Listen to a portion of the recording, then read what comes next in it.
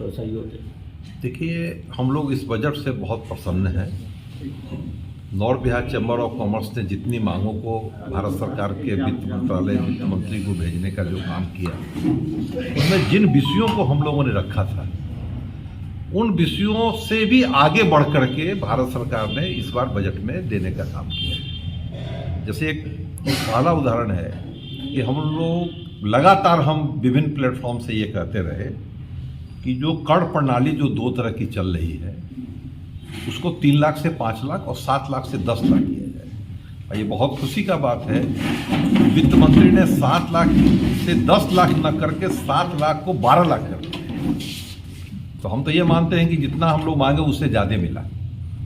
हम लोगों ने वित्त मंत्री को टीडीएस से संबंधित जो भी विषयों को रखा, लगभग सभी बातों को वित्त मंत्री ने मान लिया। एक बहुत बड़ा मुद्दा था टीडीएस में कि जो हाउस रेंट जो है, ये 2,40,000 तक के हाउस रेंट पर टीडीएस नहीं कटता था। हाउस कमर्शियल रेजिडेंशियल दोनों कमर्शियल, तो उसमें उसको 6 लाख कर दिया गया। तो इससे बड़ी राहत मिलेगी, आम लोगों को राहत मिलेगी। बहुत से ऐसे जनमानस में लोग हैं जिनका कि रेंटल इनकम से ही उसका परिवार का खर्च चलता है। तो उस 2,40,000 रुपया की रकम आज के परिस्थिति में बहुत कम होती थी। तो वो कठिनाई का एक विषय था जिसको कि 6 लाख रुपया कर दिया गया। इसका भी हम लोग बहुत स्वागत करते हैं। इसके अलावा सरकार ने कहा है कि टैक्स फाइलिंग की जो सीमा है वो 4 साल तक होगा। इसके अलावा जो विभिन्न मतलब फाइलिंग करने का जो डेट था, संयोग से कल और हम लोग प्रदीप वर्मा जी सब लोग भास्कर के कार्यालय में थे, कल भी हम लोगों ने इस बात को रखा। सरकार ने उस पर भी विचार करने का जो है सो वादा किया है।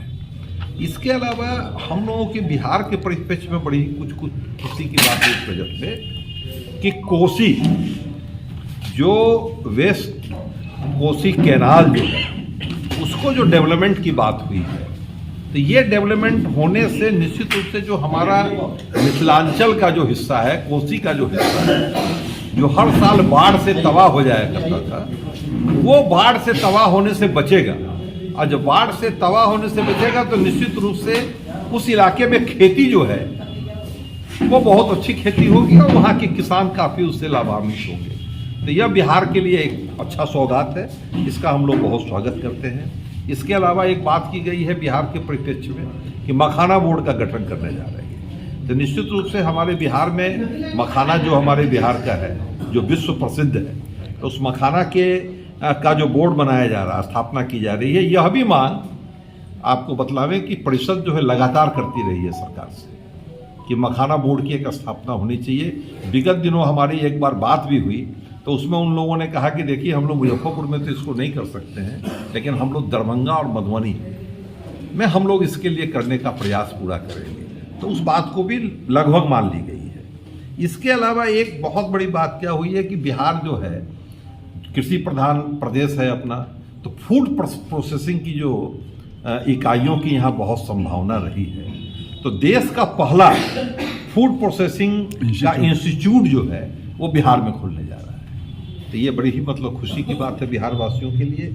इसके अलावा जो बिहार में बेटा का जो एयरपोर्ट बन रहा था, उसके लिए फंड का एलोकेशन हो गया है, जिससे कि वहाँ का काम अब तेजी के साथ आगे बढ़ेगा। इसके अलावा एक आईआईटी जो पटना है, उसके भी डेवलपमेंट के लिए फंड इन्होंने एलोकेशन कर दिया है। इसके साथ ही इन्होंने जो है बिहार में 3 एयरपोर्ट और चालू करने की बात कही है। तो हम लोग मुजफ्फरपुर के लोग भी आशान्वित हैं कि शायद 3 में 1 हम जरूर होंगे। एक तो पूर्णिया होगा ही, क्योंकि पूर्णिया का काम काफ़ी आगे बढ़ जा चुका है, और हम लोग मानते हैं कि बाकी 2 में हम एक मुजफ्फरपुर भी होंगे। ये ऐसा हमारा विश्वास है।